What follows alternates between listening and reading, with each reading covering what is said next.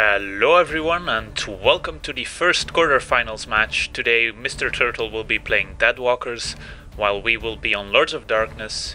So this will be a mono black mirror match and our opening hand is a keeper. Our only uncastable card is Hideous End, but our other cards make up for it, and here's a turn 2 Sign in Blood for our opponent.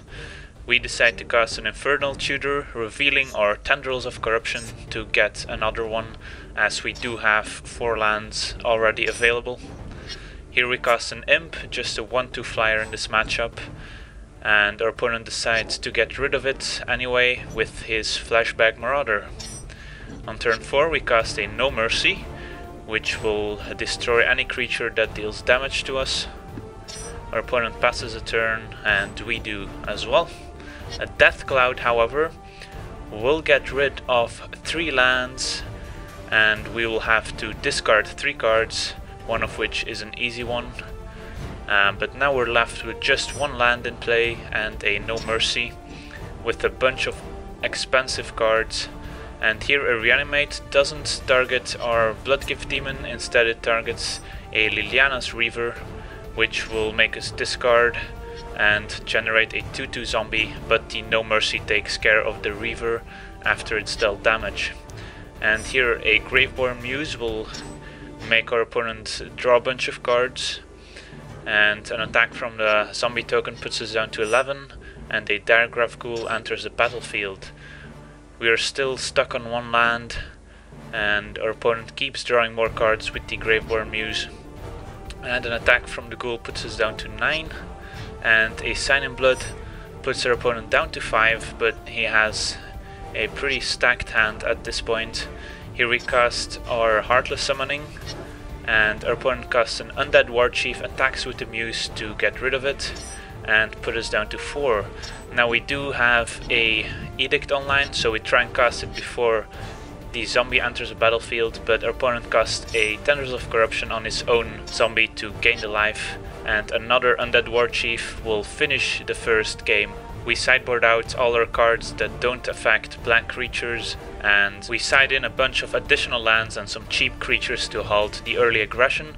And in game 2 we have a keeper with 2 lands, 2 Heartless Summonings and a bunch of expensive demons. Turn 1 Diregraph Ghoul from our opponent is followed by a Quest for the Gravelord.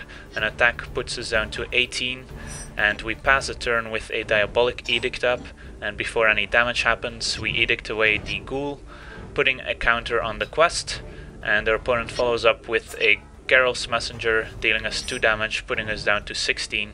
On our turn we decide to cast an Infernal Tutor to get an additional land, and we pass a turn. Our opponent puts us down to 13 with an attack and passes a turn. Here we cast our 2 Heartless Summonings so we can cast our demons next turn. Our opponent attacks us 1 last time, passes a turn, stuck on 3 lands. Here we decide to cast our Lord of the Void, as it's still out of corruption range. Our opponent passes a turn, so the coast is clear for our demon to attack, and we trigger it, revealing a Grave Titan. The 2 tokens die, putting 2 counters on the quest. We cast a Runescar Demon, searching up a Tendrils of Corruption, and our opponent completes the quest, putting a 5/5 Zombie Giant into play, which will get blocked by our Grave Titan to preserve our life total. And our opponent passes. We attack with both demons, putting our opponent to a very low life total, and we can't reveal anything relevant as they would die to our Heartless Summonings. And an attack will get halted by a Tendrils of Corruption, and now we're down to 14, and a Tendrils of Corruption finds our Runescar Demon, and we reveal a Graveborn Muse from the Lord of the Void and cast a Harrowing Journey to draw 3 more cards, cast a Innocent Blood to get rid of the Geralt's Messenger, and our opponent passes a turn with 5 mana up, casts a Cruel Revival on our demon, but we have a Corrupt to finish the second game, so now it's 1 apiece.